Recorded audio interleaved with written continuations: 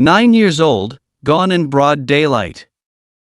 And your mother is the one calling out to the whole country, "Shannon, if you can hear me, please come home, we miss you so much." A mother stands before the television camera, her face puffy, tears streaming down her face, her voice shaking with each call. Shannon Matthews, just 9 years old, has been missing for a week.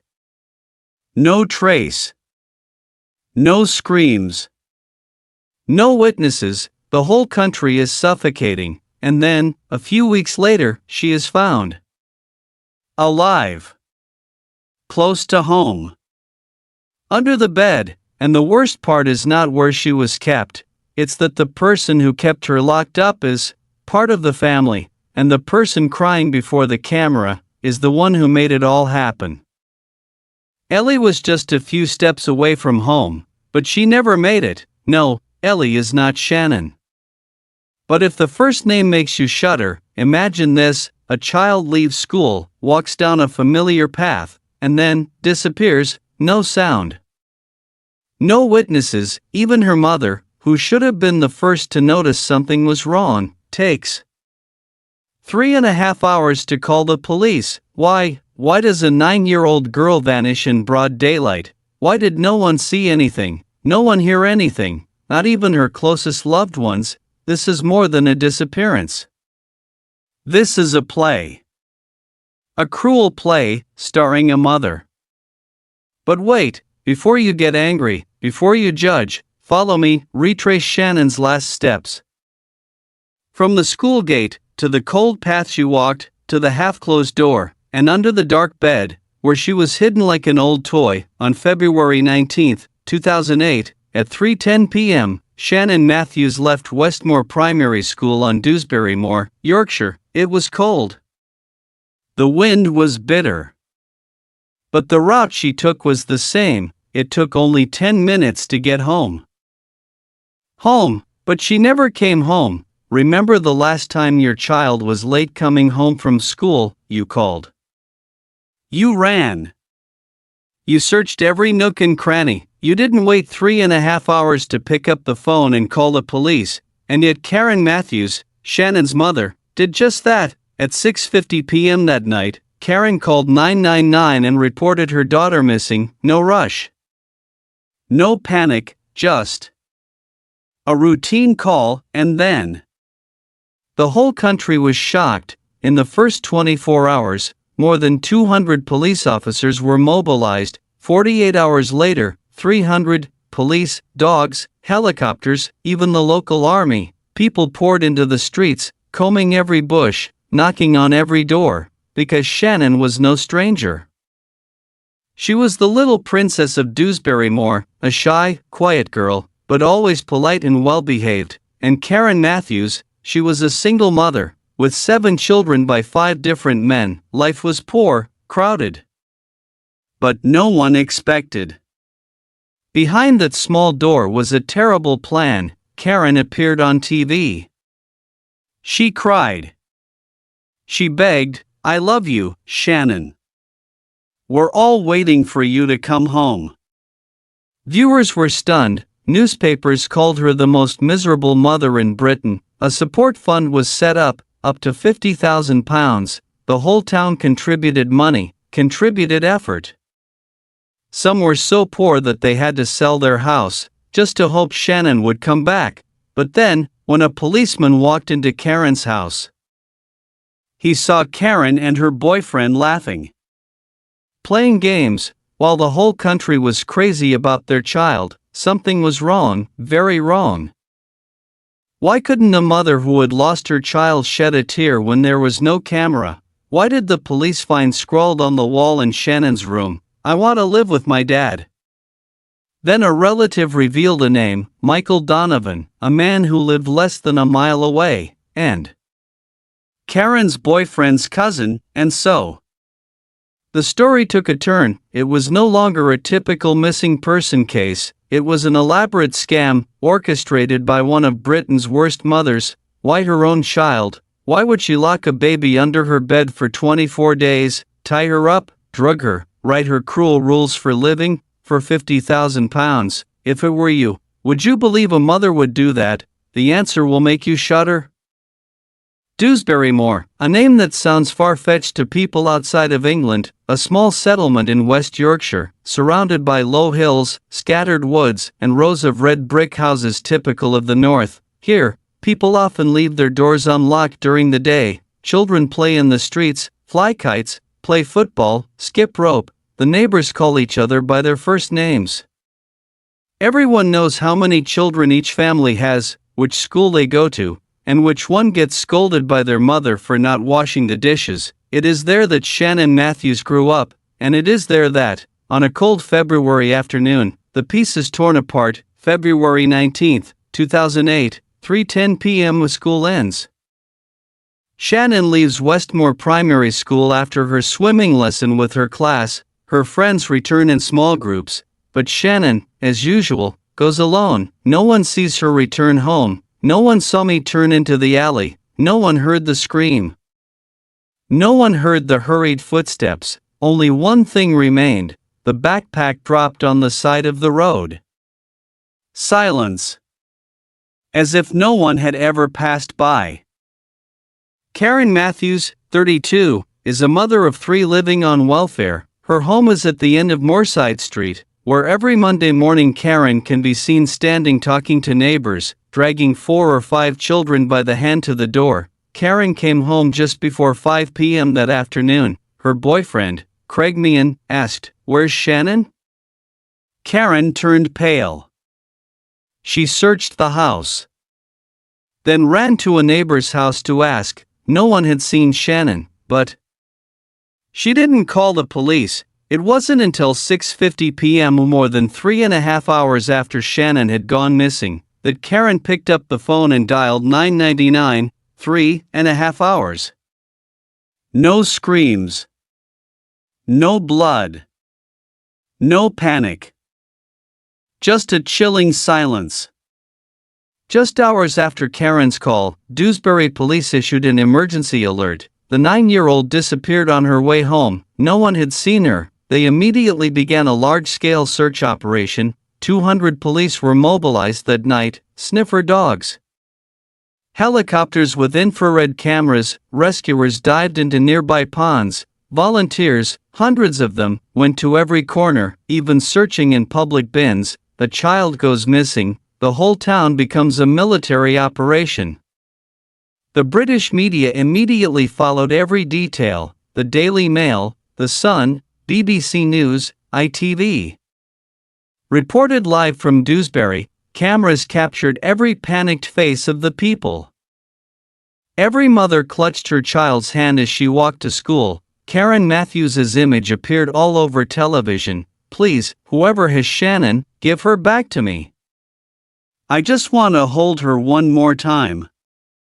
But something was wrong, very wrong. While everyone was running around looking for Shannon, Karen was quite calm. She chatted with the press, gave interviews, and went shopping. Cameras captured Karen laughing in the supermarket, pushing a cart full of hard liquor with Craig. "If it were you, and your child was missing, would you choose alcohol or tears?" The police began to be suspicious. The coldness, the calmness, and most of all, Karen had 2 family liaison officers. Normally, one would suffice. Why did a mother wait 3 hours to report her child missing? Why was she so strangely calm? Why did she cry on camera and laugh when the cameras were off? And why, among hundreds of people searching, were there family members who did not join in? The police, the press, even the public began to whisper, "Is this really a kidnapping? Or just an act?" Shannon Matthews, 9, went missing on February 19, 2008. After school, her mother, Karen Matthews, reported her missing more than 3 hours later.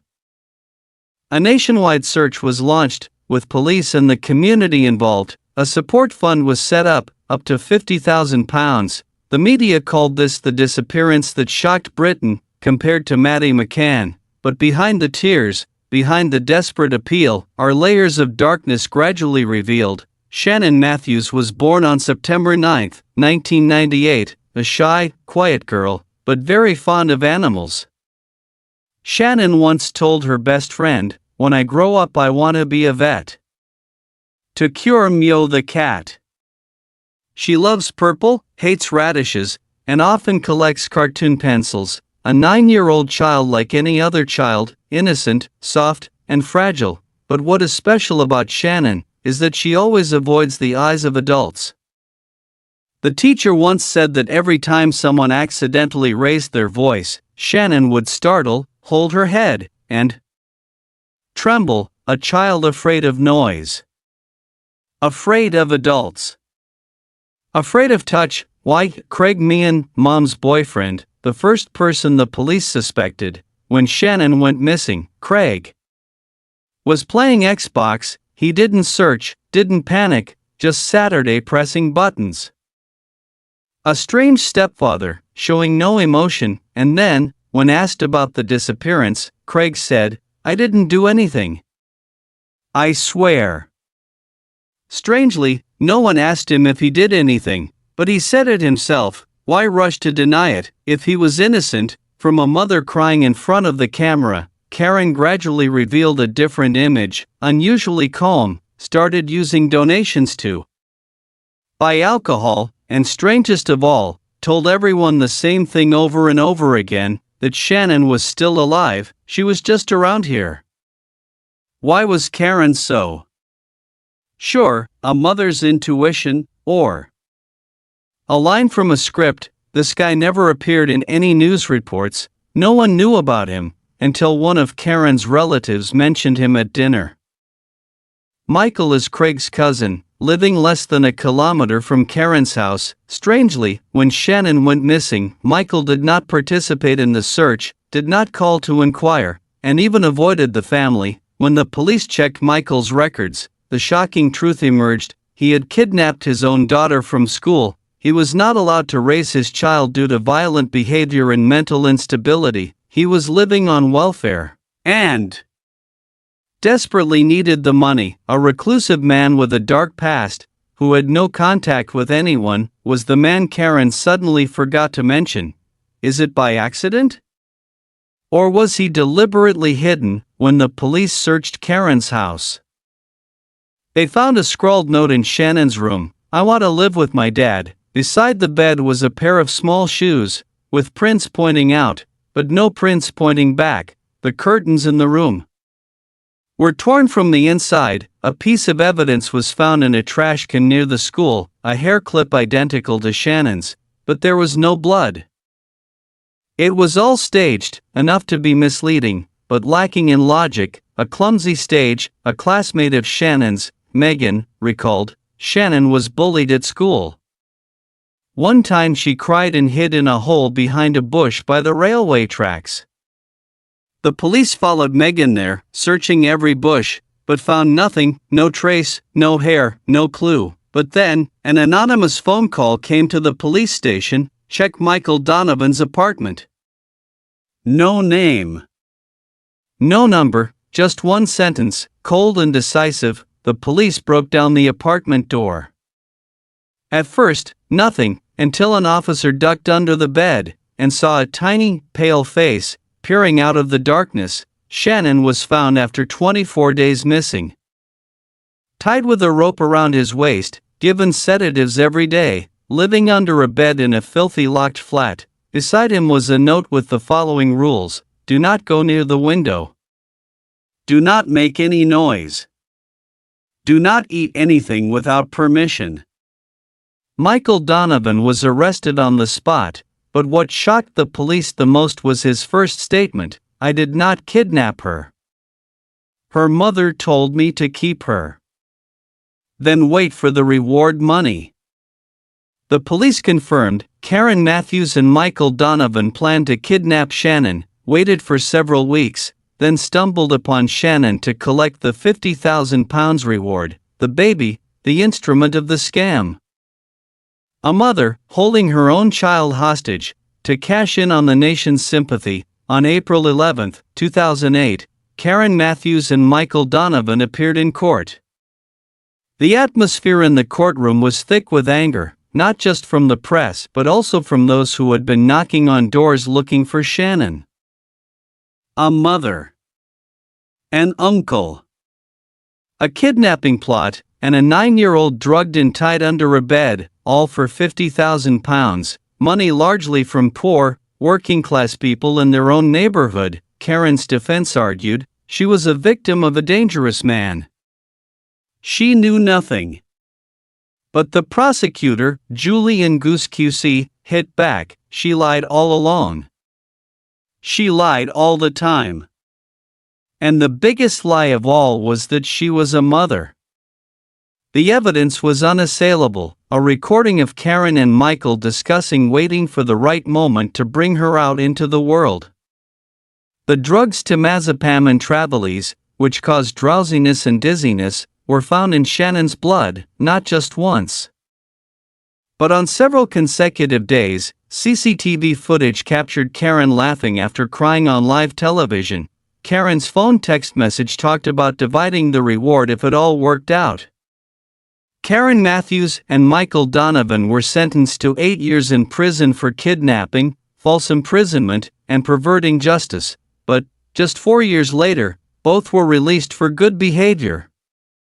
8 years for a child locked under a bed, 4 years for a mother who poisoned the nation's trust, and a lifetime for a little girl named Shannon Matthews.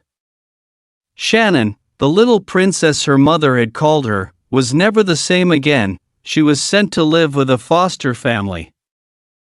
Her identity strictly protected, her name was changed, her school was changed, and she was not even allowed to see her siblings, a rift that could not be mended, not just in her body, but in her soul. Shannon's psychiatric records state, she is afraid of the dark. She does not dare sleep alone. She often cries when she hears footsteps under her bed. Shannon's biological father, Leon Rose, only appeared in one interview. I don't know what to say except I'm sorry. I wasn't there when she needed me most. He then disappeared from the media, carrying a lifelong regret. Shannon's school set up a small garden behind the school, with a small sign that read, "For children who have no one to stand by them." Not Shannon's name. But everyone knows who it is for, and Karen Matthews, after her release from prison, Karen was given a new identity by the government, moved to the south of England, and lived in obscurity. She once said, "I have changed. I am a new person. I have become a Christian." But just a few months later, she was caught complaining in the tabloids that welfare is not enough to live on. She wanted more. This time it wasn't her daughter, it was pity. Shannon had said she wanted to live with her father. No one listened. Her teacher had reported her as being traumatized. No one did anything. Her neighbors had called social services, but the case was shelved. If someone, just one person, had listened to her sooner, would she have lived in the dark, under a bed, like an abandoned pet? Never think it can't happen in my neighborhood. Never think parents are always good. And don't wait until a child goes missing to look for the early signs. We started this story with a little girl leaving school, but never coming home. We end with a little girl being found, but never being herself again. So the ultimate question is, if it were your child, would you have time to save it, or would you only know when it was under the bed, and the world thought it was dead?